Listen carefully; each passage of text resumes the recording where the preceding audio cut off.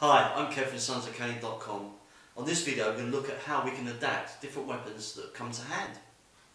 Don't forget, like the video, send us a comment and subscribe. With me as usual is my old mate Chris. Hi Kev. Hey mate, how you doing? Kev. Yeah. How many martial artists does it take to change a light bulb? Don't know. How many martial artists does it take to change a light bulb? 100. Why 100? 1 to change the light bulb, 99 to say that it'd never work in the street. What we're going to do, take a kata, we're going to take the first 3 moves of our first kata, Gekisai Daiichi, do it empty hand and use a variety of weapons to show that no matter what you're holding, you can adapt what you're doing to suit the situation.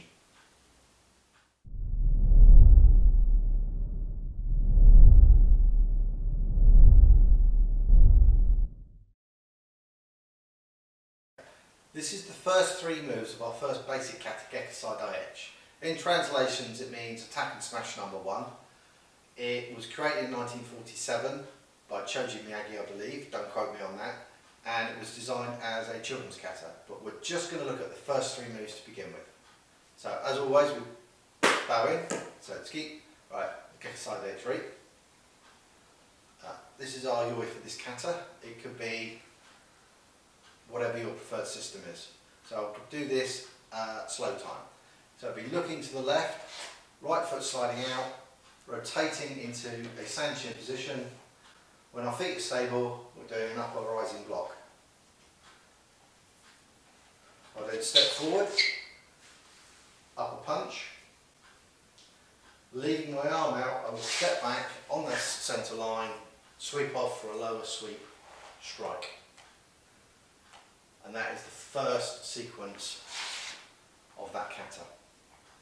With the wheelchair part, we're not moving as Chris is. We're just basically spinning on one wheel, using the cane to push and pull. Fan block over, comes up, cane comes back. We do the upper strike, and what we're doing is we're imagining that the person's grabbed hold of the end of the cane, so you're pulling the cane back, pulling the person with it, and then striking through either a back fist or a forward punch. We've had some correspondence about using weapons, and if you've seen our legal videos that we're going to start producing, it's what you can have at that given time. And I've become a bit of a fanboy, and in this weather I need this. I've got 2 at the moment, a plastic and a metal. I'm going to give the dangerous one to Chris. I can't be trusted. Now, when I'm out on the street, due to pain, I get what they call a pain flush or a hot flush. For ladies, it's the menopause.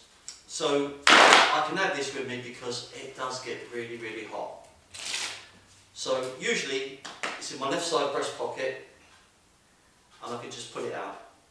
So then we're going to go through the same kata. Chris is going to call it again, but we're going to use the fan instead. So with this one, I'm going to hold it in my right hand to start with. It doesn't matter which hand you hold it in, but I always recommend training with both. I'm keeping it closed, so the first move will be itch, so we're turning, stepping out, and then I'm using this to strike block, and then take this away.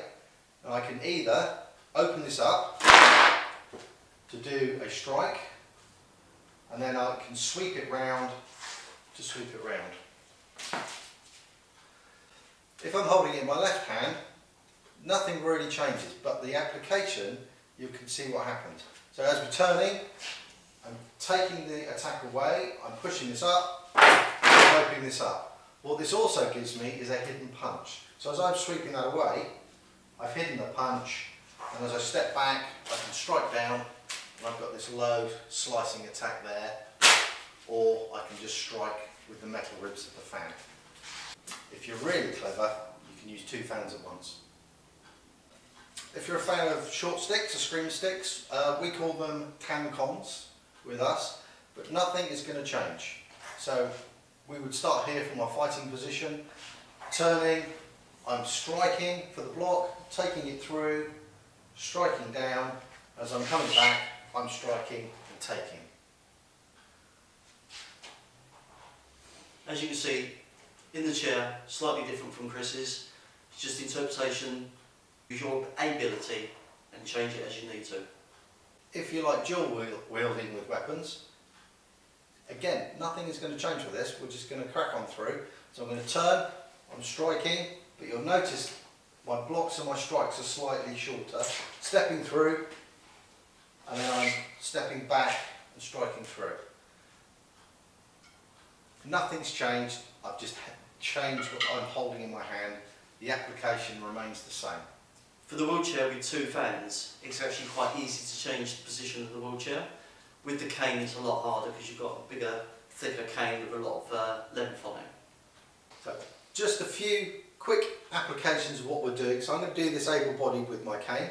So Dan, the rough brute that he is going to come in and swing a nice easy chap punch at me, which I can see. So there's my first move. I'm stepping off his centre line, I'm doing my upper block. Now this is a bit close for me to walk in and push through, so rather than step forward and punch, I'm just going to drive that through past his head. And my step back for my lower sweep will be to come down and roll this down here. And then as you can see, I've got lots of applications here. If I get to here, if I really desire, I can push him through here, and then I've still got this big sweeping motion here. Look at the opportunities which arise. Nobody's going to attack and change. They're going to change each time, so there's no set technique. You have to flow with it. This time I'm going to use my palm stick. I'm using the longer one so it's easier to see on camera, but this time Dan's going to grab me, so I'm not really going to change everything. So I can bring this up and lever him over, or I can bring it down. The important thing is I'm getting off his centre line. I can drive through here, which is a nice spot. So what I'm going to do now is, as I step through, I'm going to hook his neck, bring this through. So I'm going to lever here, and step back. I'm going to stop there, but you can see what's going to happen if I keep that motion going. We mentioned previously on top 10 attacks in the UK, and this is in the top 2. What would happen is Dan would come in, he would give me a double-handed push, so he can then swing in and do a nice big, let's finish him off punch. We'll play with that with this one. Why he'd attack me while I'm holding a pair of sticks, I don't know, but hey ho. So, pushing it, I've stepped off the centre line, so I'm going to take this through here, or I can take it off through here. For the sake of this, for the camera, so you can see, I've got this angled down, so I'm trying to redirect his energy. I'm going to step through slightly, and I am going to strike his ribs, keeping clear of the head. As I step back, I'm going to re-strike the same spot about 4 times. So rather than going from different targets, I'm just literally going to be beating that. If I so desire, I've got the knees, the groin. If I really need to, I can strike the face. I haven't changed anything.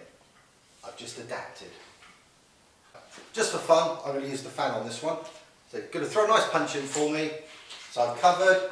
I'm then going to strike the arm, and then as it comes back, I'm going to strike through, stab, strike, and then I'm going to strike here. And if I really don't like him, I'm going to strike through into here as well. You can use this like a Kubotan, so rather than opening, I can still do all my moves.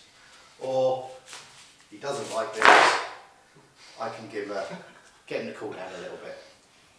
Right, for the 2 cane system, I'm going to take it very slow, and I'm going to ask Dan to keep a little bit of distance. As Dan comes through with the punch, step back, got the tripod still, step back, punch comes in, mate. And I've now either broke his arm or his wrist, it comes down. Tripod again, cane comes up, I'm aiming straight for the bladder, bringing him over. Now his head will be roughly about here, and you've got the finishing move. Wouldn't use it in the street, wouldn't be attacking the head for starters, but the first 2 moves of the arm, groin or bladder, it could be solar plexus, it could be chin, fair game. That last one is just a little bit fancy, and it's just a nice sweet move. Thanks for watching, guys. We hope you liked the video. Your comments are great, we love reading them. Keep them coming down below, give us a thumbs up. As usual guys, if you haven't done so already, please subscribe. Don't forget, no matter what your comment is, let us know, even if it's criticism, we grow from this. Tell us what you'd like to see, because it always gives us ideas of how we can improve, or things that are a bit more relevant to you. Don't forget to ring the bell. Free the fear.